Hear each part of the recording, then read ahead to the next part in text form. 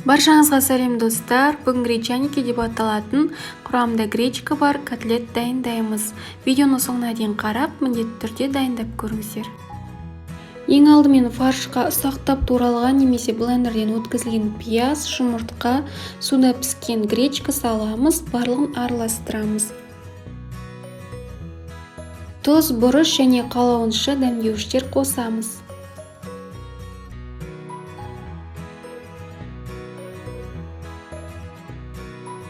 Дайын болған массадан дөңгелек формада котлеттер дайындаймыз.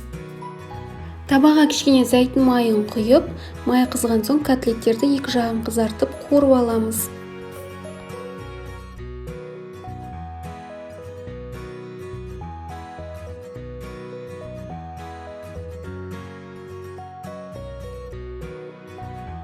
Томат пастасын сумен араластырып құямыз және 20-25 минуттай бұқтырып пісіреміз.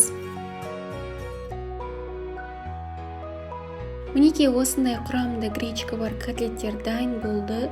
Өте жұмсақ, дәмді болып шықты. Міндетті түрде дайындап көріңіздер.